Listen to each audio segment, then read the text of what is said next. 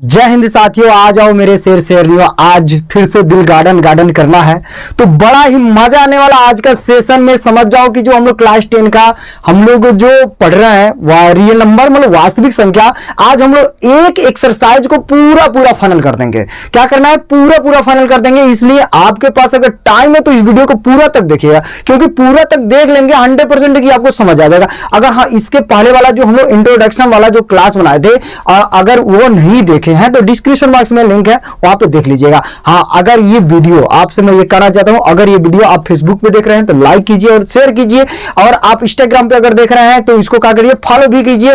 और हाँ, अगर यूट्यूब पे देख रहे हैं तो मेरे चैनल को सब्सक्राइब करिए और बेल आइकन बजाइए, क्योंकि सबसे पहले नोटिफिकेशन आपको मिले। तो कहा जाता है जिंदगी में मेरे दोस्तों, अगर आपको संघर्ष करना पड़ता है तो बहुत कठिनाई उठाना पड़ता है। कहा जाता है कि मंजिल मिले ना मिले ये तो मुकद्दर की बात है।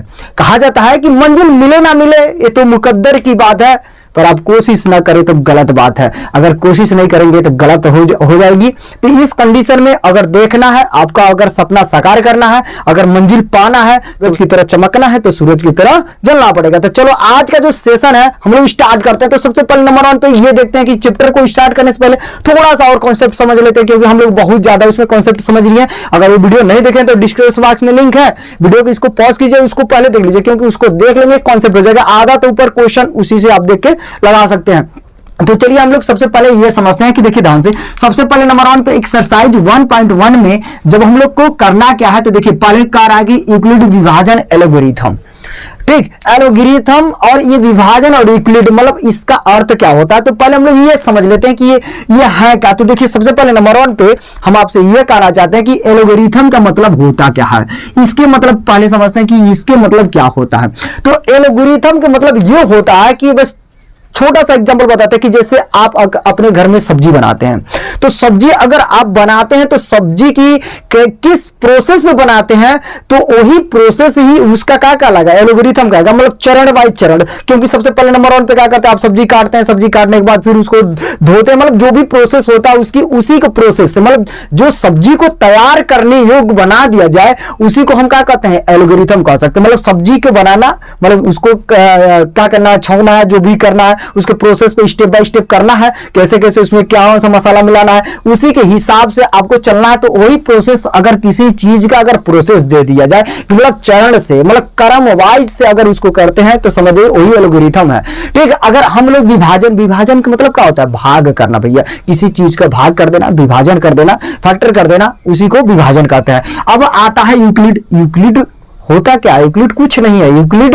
ये जो मैथमेटिक गणितज्ञ थे वो उनका नाम है जो अपना ये परिमेय दिए थे। तो इसीलिए किसी किताब में देखेंगे कि लिखा होगा यूक्लिड विभाजन परिमेय या आपका यूक्लिड विभाजन परिमेय, या लिखा होगा कि यूक्लिड विभाजन एल्गोरिथम। तो अब ये कॉन्सेप्ट हो गया। तो चलिए हम लोग इनका कॉन्सेप्ट समझते हैं कि देखिए ध्यान से, सबसे पहले नंबर 1 पे ये समझते हैं कि देखते हैं कि इनको क्या करना है, डिवीजन करना है, मतलब भाग ही करना है। तो भाग आप लोग बहुत अच्छी तरीके से देते हैं। तो भाग में देखिए ध्यान से, हम मान लेते हैं कि यहाँ पे ए है, ए को क्या करना है, बी से क्या करना है, भाग देना है। मान लेते हैं कि बी से भाग देते हैं। अगर देखिए ध्यान से, अगर आ गया हमारा ये यहाँ पे रिमाइंडर आर आ गया, मान लेते हैं कि रिमाइंडर कितना बच गया, आर। तो अब देखिए ध्यान से, ए क्या है, बी क्या है, क्यू क्या है, आर क्या है। तो सबसे पहले नंबर 1 पे ये चीज समझना है। तो देखिए इनका कहने का अर्थ क्या है कि भाज्य बराबर होता है, देखिएगा ध्यान से, भाजक गुणे भागफल अब प्लस का हो जाता है शेष फल। यही प्रोसेस चलता है किसी चीज का, अगर आप भाग देते हैं तो इसी को चलता है। तो देखिए ध्यान से देखिए, इसे क्या कहते हैं, आपका भाजक। क्या कहेंगे, भाजक। इसे क्या कहेंगे, आपका भागफल। इसे क्या कहेंगे, भागफल। इसे क्या कहेंगे, तो आपका यह है भाज्य, यह है भाज्य, ये क्या है आपका शेषफल। तो देखिए ध्यान से, ये चीज होता है इनकी प्रोसेस चलने का। और ये कहते हैं कि भाज्य बराबर अगर भाजक गुणे भागफल प्लस शेषफल आ जाए तो हम लोग ये देखते थे कि जब हम लोग भाग को चेक कर रहा होता था कि भाग मेरा सत्य की असत्य है, तो सबसे पहले नंबर 1 पे ही तो निभाते थे। बस इसी में क्या करना है कि हमको इसी स्टेप से किसी भी भाग को देना है और उसका क्या ज्ञात करना है, HCF ज्ञात करना है। तो HCF किस बेस पे ज्ञात करना है, तो उसी को चलना है। तो चलिए हम लोग देखते हैं इसको अब कैसे कैसे करना है। तो देखिए ध्यान से, अगर इसके फॉर्म में, अगर शॉर्ट फॉर्म में लिखना चाहूं तो क्या लिख सकते हैं यहाँ पे, तो शॉर्ट फॉर्म में लिखना चाहूं तो देखिए ध्यान से कि यहाँ पे भाज्य बराबर क्या है, A है, तो हम A लिख सकते हैं। यहाँ पे देखिए भाजक बराबर क्या है, B है, तो B लिख सकते हैं। भागफल को क्या है, तो मतलब Q लिख सकते हैं। अगर इनका शेषफल क्या है प्लस का, तो शेषफल में R है। तो मतलब ये आपका शॉर्ट फॉर्मूला बन गया यहाँ पे कि A बराबर BQ प्लस का R। तो मतलब कह सकते हैं कि भाज्य बराबर भाजक गुणे भागफल प्लस का शेषफल। अब देखिए ध्यान से, कभी भी आपको सबसे पहले नंबर 1 पे ये ध्यान देना है कि जब तक ये शेषफल, जो शेषफल है ये हमेशा ही क्या होता है, इस भाजक से छोटा होता है। क्या होता है, भाजक से, मतलब B से हमेशा ही रिमाइंडर का होगा, छोटा होगा।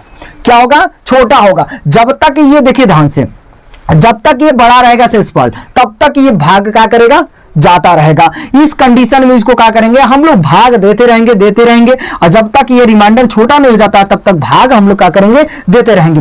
लेकिन इनका प्रोसेस है कि जब अभी हम लोग सवाल लगाएंगे तो उसमें उनका HCF ज्ञात करना है। तो HCF किस बेस पे देना है, इसी भाग के ही अनुसार से चलना है। लेकिन हमको क्या करना है, रिमाइंडर को 0 करना है, लेकिन दशमलव में नहीं करना है। तो चलिए आते हैं, अब देखते हैं क्वेश्चन पे। देखते हैं अब ये सवाल ही बड़ी ही मजा आने वाला है। तो कैसे लगाना है, तो हम लोग अभी कॉन्सेप्ट समझे, केवल कॉन्सेप्ट पे ही समझ रहा है। तो कॉन्सेप्ट के अनुसार से कैसे लगाते हैं, तो देखिए हम लोग लगाते हैं। सबसे पहले नंबर 1 पे ये देखना है कि इन दोनों में से कौन सा बड़ा है। कह रहा है कि इन दोनों का जो कह रहा है कि 135 और 225 का क्या करना है, एल्गोरिथम, आपका एल्गोरिथम परिमेय से क्या करना है, यूक्लिड विभाजन एल्गोरिथम परिमेय से क्या करना है, HCF ज्ञात करना है। HCF का मतलब क्या होता है, हाई कॉमन फैक्टर। अगर ज्ञात कर रहा है तो सबसे पहले नंबर 1 पे क्या करना है, इनको हम पहले सोल्यूशन करते हैं। तो सबसे पहले नंबर 1 पे ये देखेंगे कि बड़ा इसमें कौन है, तो हम देखेंगे यहाँ पे 225 ग्रेटर देन 135, मतलब हमारा जो 135 है छोटा है किससे, 225 से। अगर ये जब हो गया तो अब हमको क्या करना है, तो सबसे पहले नंबर 1 पे हम लोग साधारण वाला भाग जो देते थे हम लोग वही काम करते हैं यहाँ पे। तो देखिएगा ध्यान से, यहाँ पे हम लिखते हैं 225 में कितना भाग देना है, 35। ये भाग कितना बार में जाएगा, तो एक बार में भाग जाएगी, क्योंकि देखिए दुगुना करेंगे तो ज्यादा हो जाएगा। तो एक बार में जब भाग जाएगी तो कितना बचेगा, यहाँ पे देखिए ध्यान से, यहाँ पे घटाएंगे तो 0 हो गया, यहाँ पे घटाएंगे तो कितना हो गया, 9 बच गया। अब देखिए भाग, जब तक ये भाग देंगे कि रिमाइंडर 0 ना हो जाए, क्योंकि पूरा पूरा भाग चला गया है। अभी इस बारे में हम लोग कॉन्सेप्ट समझेंगे। तो सबसे पहले नंबर 1 पे क्या करना है, इसको कर दिए। अब देखिए अब क्या करेंगे, ये 90 शेष बचा ना, तो शेषफल बच गया। अब इस कंडीशन में इस वाले को उतारेंगे, क्या उतारेंगे, 135 को उतारेंगे। अब पुनः भाग करेंगे, कितना बार में जाएगा, एक ही बार में जाएगा।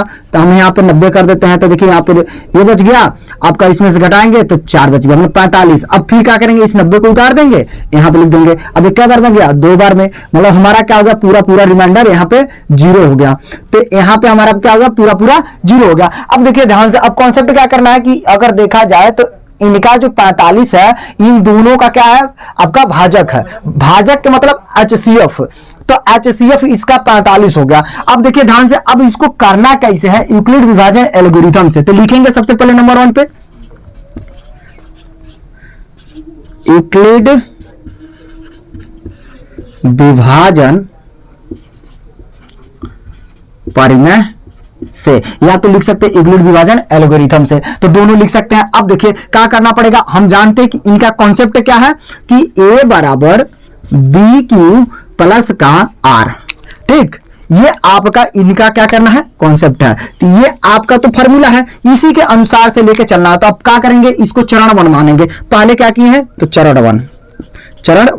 तो चरण 1 में हमने क्या किया है, तो देखिए सबसे पहले नंबर 1 पे लेंगे क्या, 225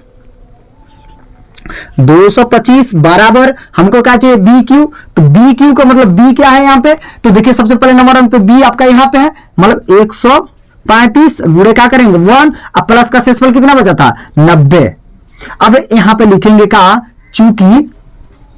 चूंकि आर नॉट इक्वल टू 0, मतलब जब तक चलेंगे जब तक आर का मान 0 ना हो जाए। तो यहां पे रिमाइंडर क्या हो गया, 0 नहीं है, इसलिए हमने लिख दिया क्या, आर नॉट इक्वल टू 0। अब दूसरा चरण में हमने क्या किया, तो चरण 2 में, तो चरण 2 में देखिएगा ध्यान से, चरण 2 में अब क्या करेंगे, 135 वाला पकड़ेंगे, क्योंकि यहां पे बीच में 135 है, तो लिखेंगे क्या 135 बराबर, अब क्या करेंगे 90 गुणे 1, अब प्लस का शेषफल कितना बचा था 45। अब यहां पे भी चूंकि लगाएंगे आर नॉट इक्वल टू 0, मतलब आर का जो मान है अभी रिमाइंडर 0 नहीं हुआ, इस कंडीशन पे हम अगला प्रोसेस चलेंगे।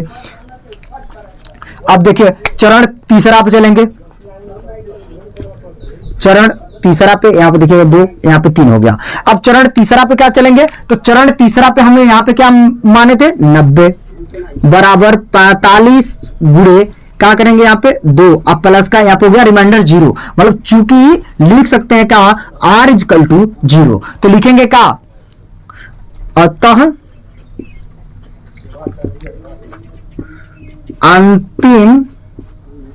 अंतिम शेषफल क्या है, शून्य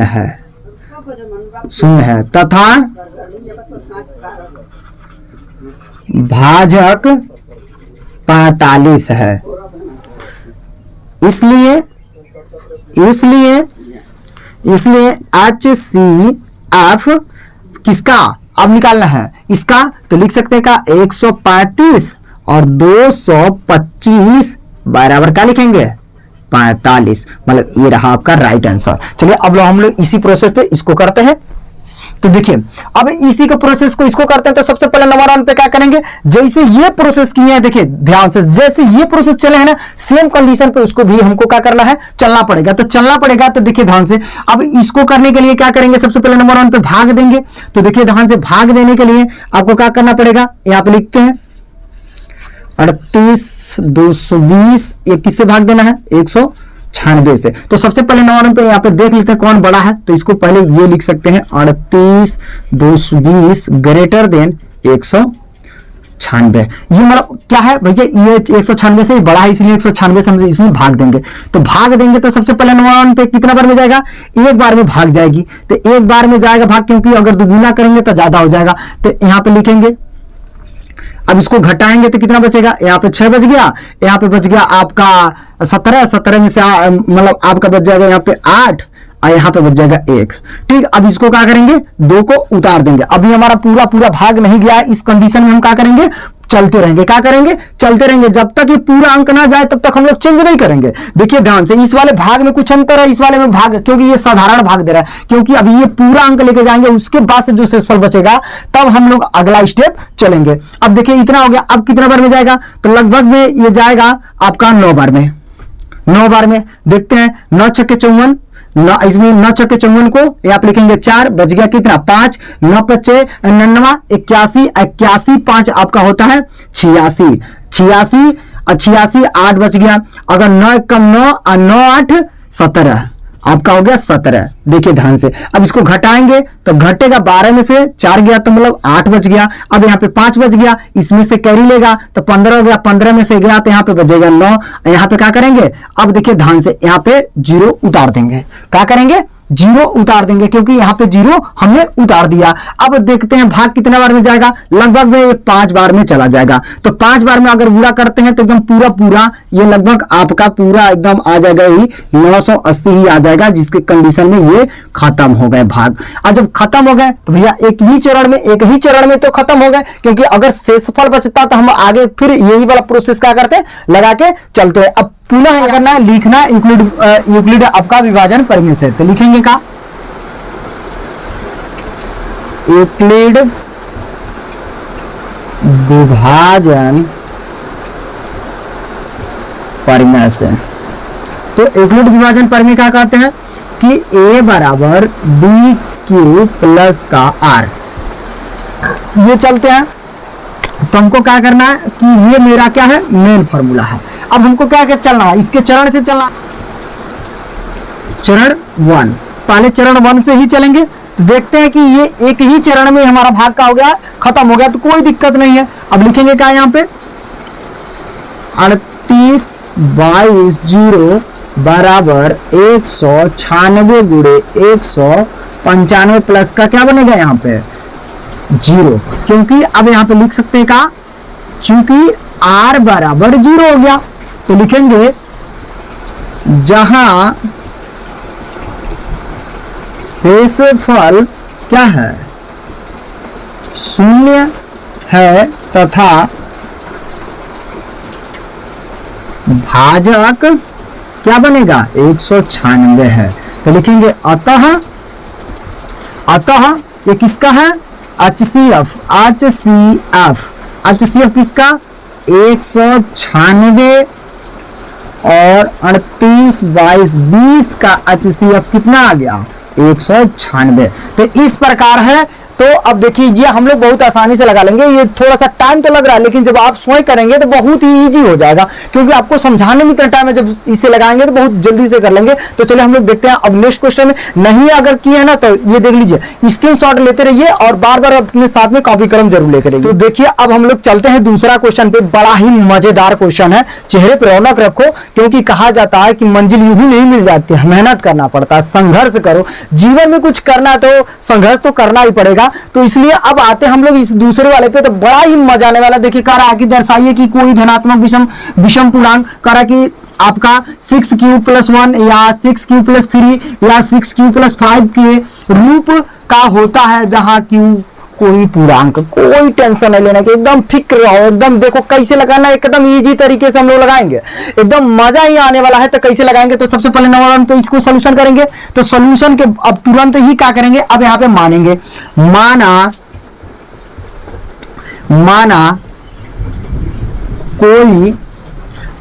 कोई a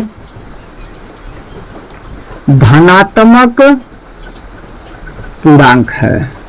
हम मान लिए कि a कोई का है धनात्मक पूर्णांक है, तथा b बराबर, यहां पे देखिएगा ध्यान से, यहां पे b बराबर क्या बनेगा, यहां पे 6 है तो 6 है, ठीक। अब 6 हो गया। अब देखिए ध्यान से, अब क्या करेंगे, इतना तो इसी क्वेश्चन में, देखिए क्वेश्चन हम कहीं से लेकर आएंगे, इसी में से जो भी करना हम इसी से करेंगे, बस केवल स्टेप बाय स्टेप, क्योंकि हमको कहा था कि एलोगेरिथम के मतलब क्या करना, चरण बाय चरण से ही तो चलना है। तो हम लोग चलेंगे। तो देखिए कह रहा है कि अब हमने मान लिया, माना कोई a धनात्मक पूर्णांक है तथा b बराबर 6। अब b बराबर 6 क्यों ले लिया, क्योंकि हमारा यहाँ पे b हमेशा ही का इसमें दे दिया तो 6 ही होगा। अब हमारा रिमाइंडर क्या हो सकता है भैया, इससे छोटा ही होगा। तो अब लिखेंगे का, अब क्या करेंगे, यूक्लिड विभाजन लगाएंगे।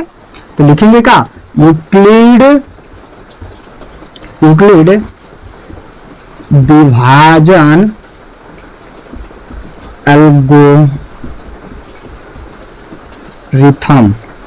एल्गोरिथम से। तो एल्गोरिथम से जब ये करेंगे कि अब यूक्लिड विभाजन एल्गोरिथम से, तो क्या करते हैं भैया, अब देखिए ध्यान से, a बराबर क्या बनेगा आपका, a बराबर इसका फार्मूला क्या बनता है, BQ प्लस का R। ये तो आपका क्या बन गया, मेन फार्मूला। ये आपका क्या है, मेन फार्मूला। अब जब मेन फार्मूला हो गया तो देखिए ध्यान से, अगर हमारा यहाँ पे b बराबर 6 है तो इसको क्या लिख सकते हैं, या लिख करके लिख सकते हैं कि a बराबर, अब यहाँ पे देखिएगा 6q प्लस का R हो सकता है कि नहीं। अब देखिए जहां q ग्रेटर देन 0 इक्वल, मतलब q का मान 0 भी हो सकता है और 0 से बड़ा भी हो सकता है। और यहां पे देखिएगा यही तो कॉन्सेप्ट है। और अब देखिए ध्यान से, अब करना क्या है कि अब यहां पे मेरा जो q तो हमेशा 0 लेस देन इक्वल r, क्या करना है r, यहां पे देखिए लेस देन, अब एक क्या बनेगा यहाँ पे b 6, क्या बनेगा 6। अब देखिए इसी का कॉन्सेप्ट करना है, सबसे महत्वपूर्ण आपका कॉन्सेप्ट इसी पे चलना है, मतलब कहने का अर्थ ये हो गया कि जो b क्या है, जो 0 है वो r क्या है, r के बराबर हो सकता है या r 0 से बड़ा हो सकता है, लेकिन छोटा नहीं हो सकता। किससे, r से मतलब माइनस में वैल्यू नहीं आ सकती, लेकिन 6 से r कभी भी बड़ा नहीं होगा। तो हम लिख क्या सकते हैं, अर्थात लिख सकते हैं क्या, अर्थात अर्थात r बराबर क्या बनेगा, 0 बन सकता है, 1 बन सकता है, 2 बन सकता है, 3 बन सकता है, और क्या बन सकता है आपका 4 बन सकता है, 5 बन सकता है, और इसके अलावा कुछ बनेगा नहीं। अब r के इतना को हम क्या करेंगे, अब a बराबर आपका 6q प्लस r में क्रमशः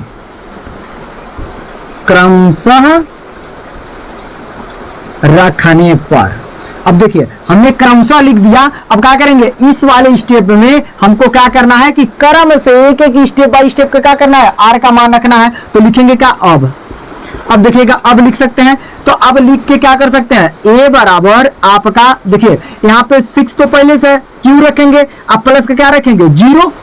अब जब 0 रखेंगे तो इसको ऐसे लिख सकते हैं 6q। अब ये भैया ये 6q क्या है, अब यहाँ पे देखिए जहां लिखेंगे, जहां 6 क्या है भैया, इसको 6 काट सकता है ना, एक 6 जो क्या करेगा, विभाजित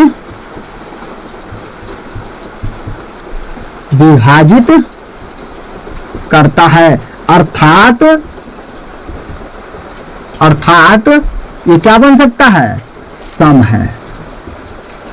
बी, अब देखिए यहाँ पे जब 6 आ गया यहाँ पे, तो ये 6 क्या है, एक सम नंबर है, इसलिए लिख सकते हैं कि जहां 6 जो विभाजित करता है अर्थात ये सम है।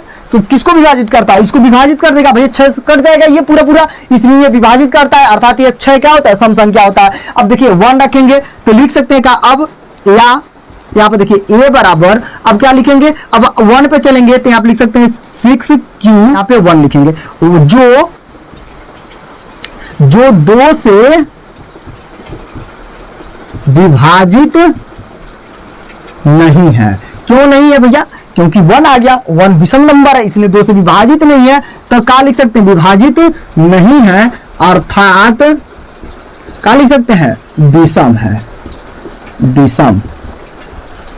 अब देखिए इसी प्रकार इस पे चलेंगे तो हम लिखेंगे क्या, या a बराबर क्या लिखेंगे 6q प्लस का 2 जो 2 से क्या है, विभाजित है, विभाजित है। अब विभाजित है तो अर्थात क्या बन सकता है, अर्थात सम है। क्या बनेगा, सम है। अब देखिए इसी प्रकार, या a बराबर क्या ले लें हम, अब किस पे ले लें, 3 पे, तो 6q प्लस का 3। अब जो क्या करेगा यहाँ पे 2 से विभाजित नहीं है, 2 से विभाजित नहीं है, अर्थात ये क्या होगा, आपका विषम होगा, विषम है। ठीक, अब देखिए इसी पे हम क्या करेंगे, 4 पे ले लेंगे, तो या a बराबर 6q प्लस का 4 जो 2 से क्या है, विभाजित है, अर्थात क्या है, सम है। ठीक, एक बार और ले लें, क्या है बचा है 5, तो या a बराबर क्या लिख सकते हैं 6q प्लस का 5 जो 2 से विभाजित नहीं है, अर्थात विषम है। क्या बनेगा, विषम है। तो यदि, अब देखिए ध्यान से लिख सकते का, यदि, ठीक, यदि क्या बनेगा, अब हमारा यदि अगर हम ले सकते हैं तो एक साइड में इसी में से हम छाड़ सकते हैं सम वाला, और एक साइड में हम क्या कर सकते हैं, विषम वाला। तो हम यदि a बराबर, देखिए a बराबर अगर 6q लें, या ले सकते हैं का a बराबर 6q प्लस 2 ले लें, या यहाँ पे या क्या ले लें 6q प्लस 4 लें, तो ये नंबर का बना रहा है, सब के सब का है एक सम धन पूर्णांक है, बस पूर्णांक है। तथा a बराबर अगर ले लें क्या, अब देखिए यहाँ पे 6q प्लस का 1 या 6q प्लस का 3 या ले सकते हैं क्या 6q प्लस 5, 6q प्लस 5 जो एक विषम धन पूर्णांक है। अब देखिए यही तो प्रूफ करना था, हमको क्या प्रूफ करना था, यही ना प्रूफ कर रहा था। तो बहुत हम देखिए कितना आसानी से केवल लिखना एक ही तो चल रहा है, बार बार यही चल रहा है। तो आपको यही सिद्ध कर रहा था। अगर कभी कभी क्वेश्चन में अगर यही कह दे कि यहाँ पे आपको नंबर चेंज करके ये वाला नंबर दे दे तो कोई दिक्कत नहीं होनी चाहिए, तभी हम लोग यही प्रूफ कर सकते हैं, क्योंकि ये समधन पूर्णांक है। हमको पूछ रहा था विषम धन पूर्णांक, तो हमने विषम धन पूर्णांक को हमने प्रूफ कर दिया। इस प्रकार ये सवाल लग गया। अगर ये सवाल अगर नहीं समझ में आया तो एक बार वीडियो पॉज करके पुनः देख लीजिएगा कि आपको कॉन्सेप्ट होता है, क्योंकि बहुत ही महत्वपूर्ण एग्जाम के टाइम से बहुत ही मस्त है। तो चलिए देखते हैं हम लोग स्क्रीन पे आपका क्वेश्चन दिखेगा, हम पढ़ के बता रहे हैं। कह रहा है कि किसी परेड में 616 सदस्यों वाली एक सेना आर्मी की टुकड़ी को 32 सदस्यों वाले एक आर्मी बैंड के पीछे मार्च कराना है। तो दोनों समूहों को समान संख्या वाले स्तंभों में मार्च करना है। तो उन स्तंभों की अधिकतम संख्या क्या है जिसमें से वे मार्च कर सकते हैं। तो सबसे पहले नंबर 1 पे हमको इस सवाल को लगाने से पहले हमको क्या लिखना है। तो सबसे पहले पे क्या करेंगे, इसको जो दिया है कह रहा है कि स्तंभों की अधिकतम संख्या क्या हो सकती है। तो स्तंभों की अधिकतम संख्या, जो संख्या होगा देखिएगा ध्यान से, एक क्या बनेगा HCF बनेगी। क्या बनेगा HCF है। तो जो स्तंभों की संख्या कह रहा है कि 616 और दूसरा कह रहा है कि 32 ले रहा है, तो कह रहा है कि वो उनका जो अधिकतम स्तंभों की संख्या है तो उसको कैसे निकालेंगे। तो सबसे पहले नंबर पे हमने लिख लिया कि स्तंभों की अधिकतम संख्या क्या होगी, HCF होगी। तो उन दोनों का जब हम HCF निकालेंगे वही मेरा क्या बनेगा स्तंभों की। तो सबसे पहले नंबर 1 पे हम देखते हैं वो नंबर कौन से थे। तो हमारा नंबर था 616 और नंबर क्या थे, दूसरा नंबर क्या था हमारा 32। ये दो नंबर थे। ये दोनों नंबर में तो देखिए सबसे पहले नंबर 1 पे इन दोनों नंबर में ये देखेंगे कि दोनों में से कौन सा बड़ा है। तो HCF निकालना है। तो सबसे पहले नंबर 1 पे क्या करेंगे, आपका 616 ग्रेटर देन 32, मतलब आपका जो 616 है 32 से आपका क्या है अधिकतम है। इस कंडीशन में जब यह आ गया तो हम यूक्लिड विभाजन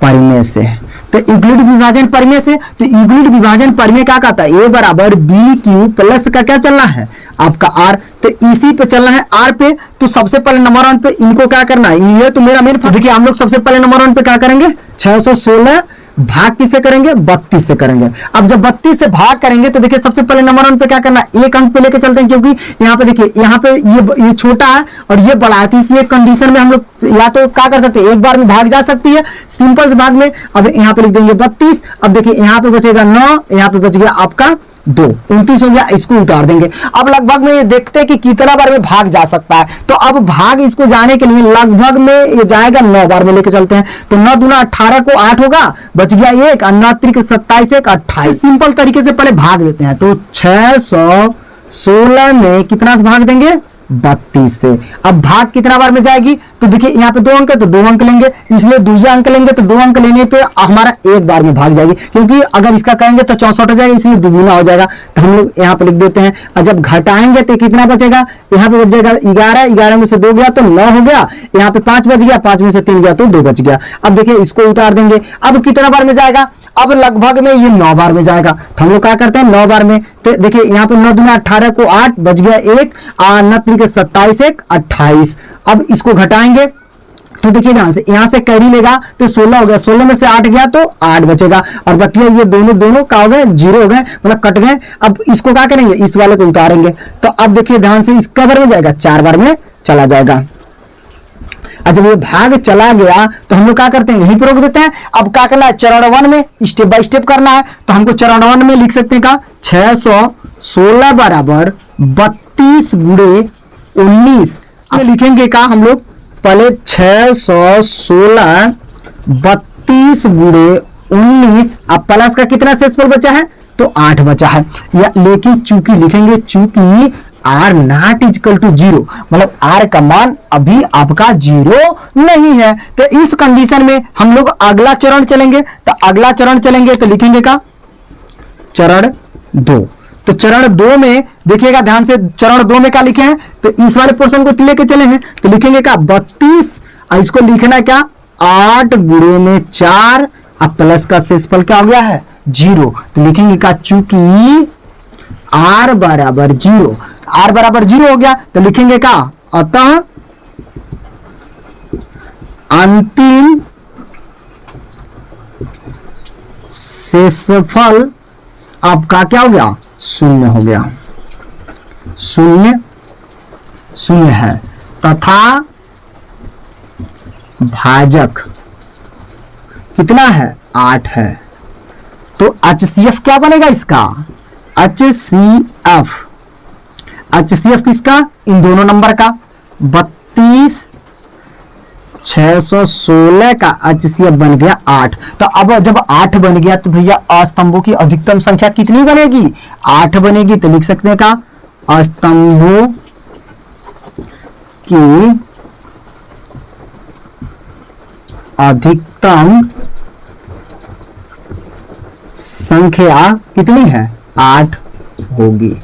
ये था आपका आंसर। तो अगर मेरे शेयर अगर वीडियो आपको अच्छा लगे तो आप लोग अधिक से अधिक शेयर करिएगा, और अब मिलेंगे हम नेक्स्ट वीडियो में। तब तक अपना ख्याल रखिएगा। जय हिंद, जय भारत।